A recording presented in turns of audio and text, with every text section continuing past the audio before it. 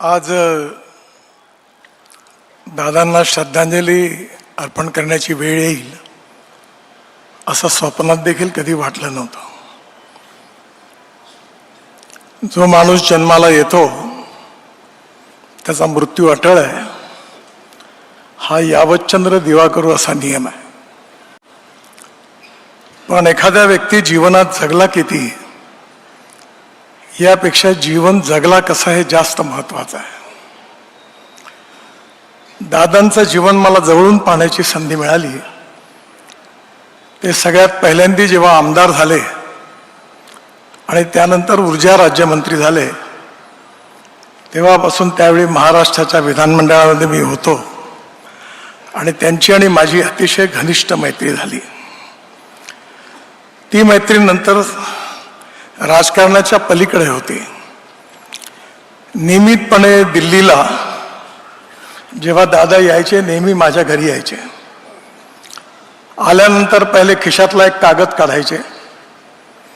त्यांचं व्यक्तिमत्व अतिशय प्रोफेशनल होतं. ॲडमिनिस्ट्रेटिव्ह ॲबिलिटी जशी होती तशी डिसिजन मेकिंग कॅपॅसिटी पण होती, विकासाची दृष्टी पण होती आणि कठोर निर्णय घेण्याची हिंमत पण होती. लोकाभिमुखता होती आणि योग्य सत्य असेल तर सत्य म्हणण्याची ताकद पण होती. आणि त्यामुळे अनेक वेळा तेव्हा जे विषय निघायचे, पालखी मार्ग बांधत असताना अडचणी यायच्या, प्रत्येक छोट्या गावातले प्रश्न ते लिहून आणायचे आणि सगळे प्रश्न ते सोडवून द्यायचे.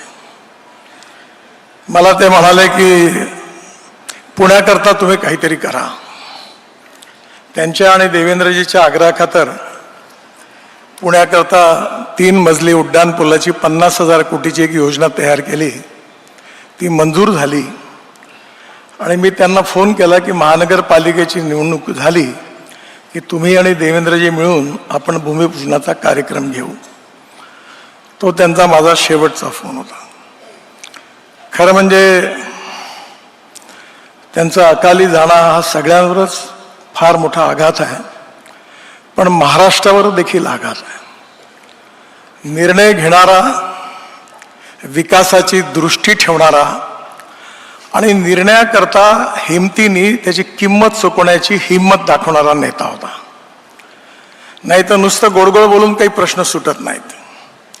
एखादी गोष्ट जनतेच्या हिताची असेल तर ती झाली पाहिजे याचा आग्रह, ती मला मान्य नाही, हे होणार नाही, हे स्पष्टपणे सांगण्याची त्यांची हिंमत होती. हे मी त्यांना सभागृहातही बघितलं आणि 2009 नंतर मग मी दिल्लीत गेल्यानंतर माझं मुंबईत येणं जवळपास कमी झालं. पण सातत्याने दादा दिल्लीमध्ये येतील त्यावेळी त्यांची भेट व्हायची आणि कागद काढून त्यांचा अजेंडा पूर्ण झाल्यावर मनसोक्त गप्पा व्हायच्या आणि त्या सगळ्या राजकारणापलीकडच्या होत्या. त्यांच्या आयुष्यातले, माझ्या आयुष्यातले अनेक असे प्रसंग आहेत, चर्चा करता येण्यासारखी नाही आहे, पण त्याची हमखास चर्चा पण व्हायची. आणि मग अशा प्रकारचा एक अतिशय उमदा नेता, ज्याला महाराष्ट्राच्या विकासाची दृष्टी होती, निर्णय घेण्याची क्षमता होती आणि लोकाभिमुख दृष्टिकोन होता, असा नेता आपण महाराष्ट्राने गमावला. त्यांच्या व्यक्तिमत्वामध्ये ओनरशिप होती. वसंतदादा शुगर इन्स्टिट्यूटची पवारसाहेबांना मी विनंती केली की विदर्भात आपण शाखा उघडा. त्यांना जागा मिळाली, त्याचं काम सुरू झालं आणि एक दिवस सकाळी 5 वाजताच्या विमानाने अजितदादा नागपूरला आले आणि स्वतः ते त्या ठिकाणी जागा पाहायला गेले आणि वापस येताना माझ्या घरी आले. मी त्यांना म्हटलं तुम्ही आज नागपुरात कशा करता आले? तर ते म्हणाले मी केवळ या वसंतदादा शुगर इन्स्टिट्यूटची जागा कशी आहे, त्याचं काम कसं होणार ते बघण्याकरता आलो. मी म्हटलं तुमची ओनरशिप एखाद्या कामाबद्दलची खरंच शिकण्यासारखी आहे की त्या कामाकरता त्यांनी वेळ काढला, तेवढ्याकरता ते आले. गमतीने मी त्यांना म्हटलं की राजकारणात बोटांनी मलम लावणाऱ्या नेत्यांची काही कमी नाही आहे, पण तुम्ही ओनरशिप घेऊन काम करता हे तुमच्याकरता महत्त्वाची गोष्ट आहे.